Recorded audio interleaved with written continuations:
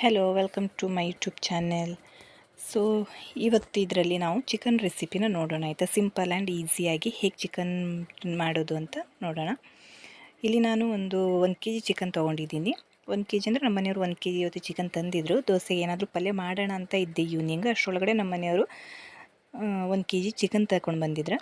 So ಅದರಲ್ಲೇ ಸಿಂಪಲ್ಲಾಗಿ ಒಂದು ಚಿಕನ್ ರೆಸಿಪಿ ಮಾಡೋಣ ಅಂತ ಇಲ್ಲಿ 1 ಕೆ ಜಿ ಚಿಕನನ್ನು ವಾಶ್ ಮಾಡಿ ಇಟ್ಕೊಂಡಿದ್ದೀನಿ. ಸೊ ಇಲ್ಲಿ ಸೈಡಲ್ಲಿ 2 ಟೊಮೆಟೊ, 2 ಈರುಳ್ಳಿ ಹಾಗೂ 2 ಗ್ರೀನ್ ಚಿಲ್ಲಿನ ಕಟ್ ಮಾಡಿ ಇಟ್ಕೊಂಡಿದ್ದೀನಿ. ಹಾಗೆ ಅದನ್ನು ಈಗ ಒಂದು ಪಾತ್ರೆಗೆ ಎಣ್ಣೆ ಹಾಕಿ ಕಟ್ ಮಾಡ್ಕೊಂಡಿರೋಂಥ ಟೊಮೆಟೊ, 2 ಈರುಳ್ಳಿ ಹಾಗೂ 2ರಿಂದ 3 ಗ್ರೀನ್ ಚಿಲ್ಲಿನ ಹಾಕಿ ಬೇಯಿಸ್ಕೊಂಡು ಅದಕ್ಕೆ ಚಿಕನ್ ಮತ್ತು ಸಾಲ್ಟ್ ಹಾಕ್ಕೊಂಡು ಬೇಯಿಸ್ಕೊಂಡಿದ್ದೀನಿ.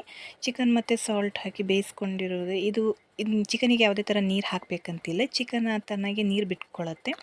ಸೊ ಇನ್ನು ಚೆನ್ನಾಗಿ ಚಿಕನ್ ಅದು ಇನ್ನೂ ಬೇಯಬೇಕು. ಸ್ವಲ್ಪ ಅರ್ಧ ಬೆಂದಿತ್ತು, ಹಾಗೆ ಇನ್ನೂ ಚೆನ್ನಾಗಿ ಬೇಯಲಿ ಅಂತ ಚಿಕನ್ನ ಹಾಗೆ ಇಟ್ಟಿದ್ದೀನಿ. ಅಂದರೆ ನೀರು ಅಂತ ಅಲ್ಲ, ಸ್ವಲ್ಪ ತಿಕ್ನೆಸ್ ಬರುತ್ತೆ ಆ ನೀರಲ್ಲಿ, ಅಷ್ಟರೊಳಗೆ ಬೇಯಿಸ್ಕೊಂಡಿದ್ದೀನಿ. ಹಾಗೆ ಸೈಡಲ್ಲಿ ಇಲ್ಲಿ ನಾನು ಏನೇನು ಬೇಕೋ ಅದನ್ನು ಮಿಕ್ಸಿ ಮಾಡ್ಕೊಂಡಿದ್ದೀನಿ. ಏನೇನು ಇಂಗ್ರೀಡಿಯೆಂಟ್ಸ್ ಬೇಕಿತ್ತು ಅದನ್ನು ಕ್ಲಿಪ್ಪಿಂಗ್ನ ಹಾಕೋದು ನಾನು ಮರೆತುಬಿಟ್ಟಿದ್ದೀನಿ. ಸೊ ಇದಕ್ಕೆ ನಾನು 2 ಟೊಮೆಟೊ, 2 ಈರುಳ್ಳಿ, ಕೊತ್ತಂಬರಿ ಸೊಪ್ಪು ಸ್ವಲ್ಪ, ಆಮೇಲೆ 2 ಗ್ರೀನ್ ಚಿಲ್ಲಿ ಹಾಕಿದ್ದೀನಿ. ಫಸ್ಟು ಮಿಕ್ಸಿ ಮಾಡಿಕೊಂಡು ಆಮೇಲೆ ಅದಕ್ಕೆ ಒಂಚೂರು ಕಾಯಿ ತುರಿನ ಹಾಕಿ ಮತ್ತು ಚೆನ್ನಾಗಿ ಪೇಸ್ಟ್ ಮಾಡ್ಕೊಂಡಿದ್ದೀನಿ. ನಿಮ್ಮದು ಕ್ವಾಂಟಿಟಿ ಮೇಲೆ ಬರುತ್ತೆ, ಎಷ್ಟು ಕ್ವಾಂಟಿಟಿ. ಈಗ ಚಿಕನ್ ಜಾಸ್ತಿ ಇದ್ದರೆ ನೀವು ಸ್ವಲ್ಪ ಜಾಸ್ತಿನೇ ಹಾಕೋಬೋದು. ಇಲ್ಲಿ ಈಗ ಚಿಕನ್ ಚೆನ್ನಾಗಿ ಬೆಂದಿದೆ. ನಾನು ಮಿಕ್ಸಿ ಮಾಡ್ಕೊಂಡಿರೋ ಪೇಸ್ಟ್ನ ಇದಕ್ಕೆ ಹಾಕಿದ್ದೀನಿ. ಹಾಗೆ ಎಷ್ಟು ನೀರು ಬೇಕು ಅಷ್ಟನ್ನ ಹಾಕ್ತಾಯಿದ್ದೀನಿ. ಈಗ ನಿಮಗೆ ಎಷ್ಟು ನೀರು ಬೇಕು ಅಂತ ಗೊತ್ತಾಗುತ್ತಲ್ವ, ಸೊ ನೀವು ಅದಕ್ಕೆ ತಕ್ಕಂಗೆ ಹಾಕ್ಕೊಂಡ್ರೆ ಆಯಿತು. ನಾನಿಲ್ಲಿ ಹದ ನೋಡಿಕೊಂಡು ಈಗ ಹಾಕ್ಕೊಂಡಿದ್ದೀನಿ.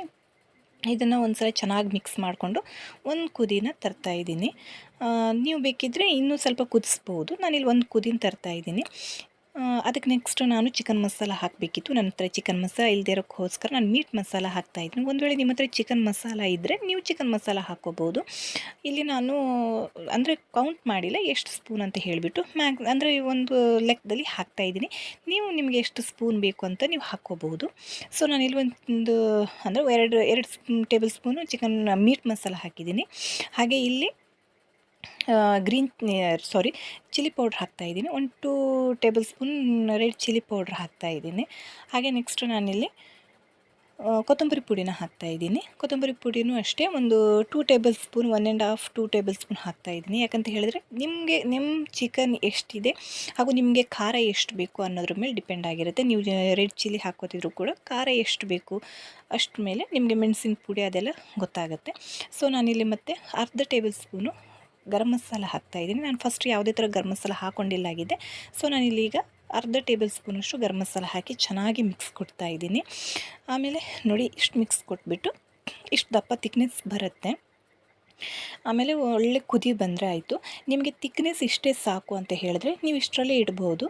ಅದು ದೋಸೆಗೆ, ಚಪಾತಿಗೆ, ರೈಸ್ಗೆಲ್ಲ ಚೆನ್ನಾಗಾಗತ್ತೆ. ಸೊ ನನಗೆ ಸ್ವಲ್ಪ ಗ್ರೇವಿ ಇನ್ನೂ ಬೇಕು, ಅದಕ್ಕೋಸ್ಕರ ನಾನು ಇದಕ್ಕೆ ಒಂಚೂರು ನೀರನ್ನ ಹಾಕ್ತೀನಿ. ಯಾಕಂತ ಹೇಳಿದ್ರೆ ನಮ್ಮ ಮನೇಲಿ ಸ್ವಲ್ಪ ಗ್ರೇವಿ ಜಾಸ್ತಿನೇ ತಿಂತೀವಿ, ಅದಕ್ಕೋಸ್ಕರ. ಇಲ್ಲ ನಿಮಗೆ ಸಾಕು ಅಂತ ಹೇಳಿದ್ರೆ ನೀವು ಇಷ್ಟೇ ತಿಕ್ನೆಸ್ಸಲ್ಲಿ ಇಡಬಹುದು. ಯಾಕಂತ ಹೇಳಿದ್ರೆ ಒಬ್ಬೊಬ್ಬರಿಗೆ ಇಷ್ಟೇ ತಿಕ್ನೆಸ್ಸಲ್ಲೂ ಇಷ್ಟ ಆಗುತ್ತೆ. ಸೊ ನೀವು ಇಷ್ಟರಲ್ಲೇ ಬೇಕು ಅಂತ ಹೇಳಿದ್ರೆ ಇದನ್ನು ಚೆನ್ನಾಗಿ ಒಂದು ಸಲ ಕುದಿಸ್ಬಿಟ್ಟು ಸಾಲ್ಟ್ ಎಲ್ಲ ನೋಡಿಬಿಟ್ಟು ಮೇಲ್ಗಡೆಯಿಂದ ಒಂದು ಕೊತ್ತಂಬರಿ ಸೊಪ್ಪು ಹಾಕಿದ್ರೆ ರೆಡಿ ಆಯಿತು. ಸೊ ನಾನಿಲ್ಲಿ ಏನು ಮಾಡಿದ್ದೆ ಅಂತ ಹೇಳಿದ್ರೆ ನನಗೆ ಸ್ವಲ್ಪ ಗ್ರೇವಿ ಬೇಕಿತ್ತು, ಅದಕ್ಕೆ ನಾನು ಸ್ವಲ್ಪ ನೀರು ಆ್ಯಡ್ ಮಾಡಿದ್ದೆ. ಯಾಕಂತ ಹೇಳಿದ್ರೆ ನಮ್ಮ ಮನೇಲಿ ಸ್ವಲ್ಪ ಜಾಸ್ತಿನೇ ಗ್ರೇವಿ ತಿಂತಾರೆ, ಅದಕ್ಕೋಸ್ಕರ ನಾನಿಲ್ಲಿ ಸ್ವಲ್ಪ ಗ್ರೇವಿ ಆ್ಯಡ್ ಮಾಡಿದ್ದೆ. ಹಾಗೆ ಕುದಿ ತರಿಸ್ದೆ. ಚೆನ್ನಾಗಿ ಕುದಿ ಬಂದಮೇಲೆ ನೋಡಿ ಎಣ್ಣೆ ಎಲ್ಲ ಬಿಟ್ಕೊಂಡಿದೆ. ಇಷ್ಟು ಎಣ್ಣೆ ಬಿಟ್ಕೊಂಡ್ಮೇಲೆ ನಾನು ಗ್ಯಾಸ್ನ ಆಫ್ ಮಾಡಿದ್ದೀನಿ. ಇಲ್ಲಿ ಚಿಕನ್ ಕೂಡ ಚೆನ್ನಾಗಿ ಬೆಂದಿದೆ, ಆಮೇಲೆ ಗ್ರೇವಿನೂ ಎಷ್ಟು ಬೇಕೋ ಅಷ್ಟರಲ್ಲಿ ಬಂದಿದೆ. ಹಾಗೆ ಇದಕ್ಕೆ ಒಂಚೂರು ಕೊತ್ತಂಬರಿ ಸೊಪ್ಪು ಹಾಕಬೇಕು ಲಾಸ್ಟಿಗೆ. ಅಂದರೆ ಇದ್ದರೆ ಆಯಿತು, ಇಲ್ಲ ಅಂದರೆ ಇಲ್ಲ.